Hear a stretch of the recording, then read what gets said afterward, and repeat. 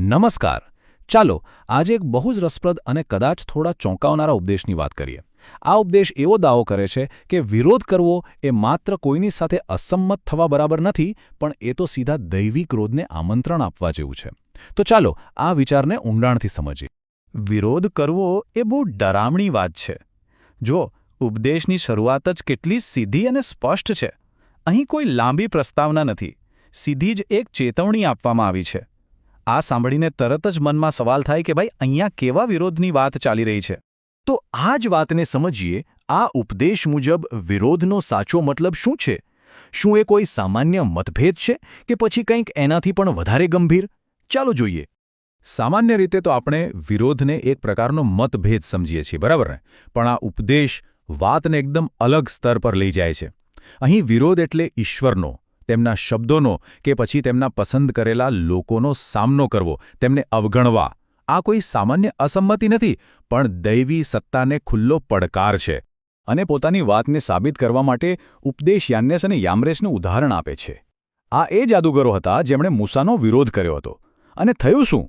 ઉપદેશ મુજબ એ વિરોધને કારણે તેમની બુદ્ધિ જ ભ્રષ્ટ થઈ ગઈ. આનો મતલબ એ થયો કે વિરોધ ખાલી બહારનું કૃત્ય નથી, એ તો વ્યક્તિને અંદરથી નબળો પાડી દે છે. હવે આ ઉપદેશ ખાલી વ્યાખ્યા આપીને અટકતો નથી. ખરી મજા તો હવે શરૂ થાય છે. એ પોતાની વાતને સાચી સાબિત કરવા માટે બાઇબલમાંથી એક પછી એક એવા ઉદાહરણો આપે છે જે બતાવે છે કે વિરોધ કરવાના પરિણામો કેટલા ગંભીર હોઈ શકે છે. સૌથી પહેલું ઉદાહરણ છે રાજા આસાનું. એમને પગમાં એક ગંભીર બીમારી થઈ. તેમણે શું કર્યું? તેમણે ઈશ્વરને બદલે ડોક્ટરો પર વધારે ભરોસો મૂક્યો. ઉપદેશ કહે છે કે આ માત્ર એક વ્યવહારિક નિર્ણય નહોતો, પણ આ તો ઈશ્વરના માર્ગદર્શનનો સીધો વિરોધ હતો.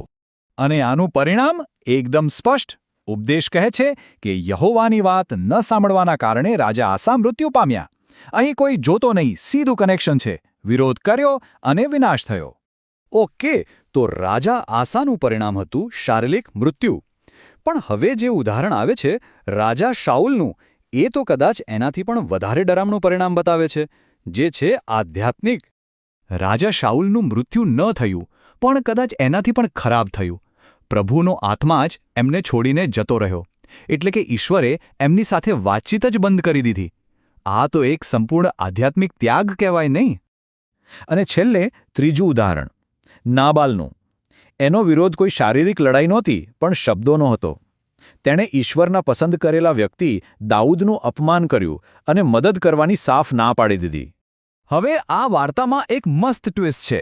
દાઉદ તો બદલો લેવા નીકળ્યા હતા, પણ એમને રોકી દેવામાં આવ્યા. તો શું નાબાલ બચી ગયો? ના. ઉપદેશ કહે છે કે ખુદ ઈશ્વરે એને સજા આપી. તે પથ્થર જેવો થઈ ગયો અને મરી ગયો. આનો સંદેશ એકદમ સાફ છે. માણસના ન્યાયથી કદાચ બચી જવાય, પણ દૈવી ન્યાયથી નહીં.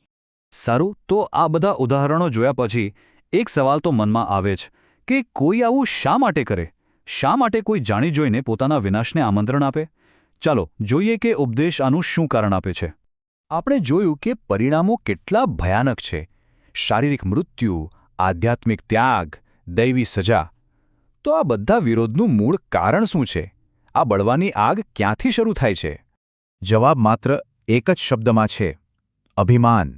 ઉપદેશ અહીંયા બે રસ્તા બતાવે છે, એકદમ સ્પષ્ટ. એક બાજુ છે નમ્રતા, જે સાંભળવા અને શીખવા માટે તૈયાર કરે છે, અને બીજી બાજુ છે અભિમાન. અને આ અભિમાન શું કરે છે? એ વ્યક્તિની ગરદનને જાણે કે અક્કડ બનાવી દે છે. પછી એ વ્યક્તિ ન તો ઝૂકી શકે, ન કોઈની વાત માની શકે. અને આ અભિમાનનો રસ્તો આખરે ક્યાં લઈ જાય છે? હવે આપણે ઉપદેશના સૌથી ગંભીર અને અંતિમ નિષ્કર્ષ પર આવી રહ્યા છીએ. આ વાક્ય બહુ જ મહત્વનું છે. મતલબ કે વિરોધ કરવો એ ખાલી વિનાશનું કારણ નથી, એ તો પોતે જ એક નિશાની છે કે વિનાશ આવી રહ્યો છે. It's a sign. જ્યારે કોઈ વિરોધ કરવાનું શરૂ કરે તો સમજી લેવું કે એમના વિનાશની ઘંટડી વાગી ચૂકી છે. વાતને હજી વધારે સ્પષ્ટ કરવા માટે ઉપદેશ કહે છે કે જ્યારે કોઈ વિરોધ કરવાનું શરૂ કરે ને, તો સમજો કે એના વિનાશનું કાઉન્ટડાઉન શરૂ થઈ ગયું છે. તમે શાબ્દિક રીતે એના દિવસો ગણવાનું શરૂ કરી શકો છો. 5, 4, 3. આનો અર્થ એ છે કે પરિણામ ખાલી પાક્કું જ નથી, પણ ખૂબ જ નજીક પણ છે. આ કોઈ દૂરના ભવિષ્યની વાત નથી, પણ એક તાત્કાલિક ખતરો છે. તો આટલી બધી ગંભીર ચેતવણીઓ પછી ઉપદેશ આપણને શું કહે છે? શું ખાલી ડરાવીને છોડી દે છે? ના. એક સ્પષ્ટ રસ્તો પણ બતાવે છે. અંતે બે મુખ્ય વાતો કહેવામાં આવી છે. પહેલી, આપણા પોતાના માટે ઈશ્વર, એમના વચનો કે એમના લોકોનો વિરોધ ક્યારે ન કરવો. અને બીજી, એક સામુદાયિક જવાબદારી, આ ચેતવણીનો સંદેશ બીજાઓ સુધી પણ પહોંચાડવો. અને અહીંયા એક મજાની વાત છે.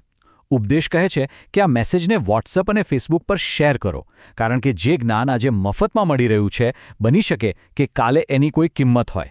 આ એક જૂના સંદેશને નવા જમાનામાં નવી ટેકનોલોજીથી ફેલાવવાની વાત છે. તો આખું વિશ્લેષણ સાંભળ્યા પછી ચાલો વિચારીએ, જ્યારે કોઈ શિક્ષણ વિરોધ અને વિનાશને આટલી મજબૂતીથી જોડે, ત્યારે એ દૈવી સત્તા અને આજ્ઞાપાલન વિશે આપણને શું શીખવે છે, અને આ વિચારધારા કોઈ વ્યક્તિના જીવનને અને એના નિર્ણયોને કેવી રીતે આકાર આપી શકે? આ સવાલો સાથે જ આપણે આજની ચર્ચા અહીં પૂરી કરીએ છીએ. આભાર.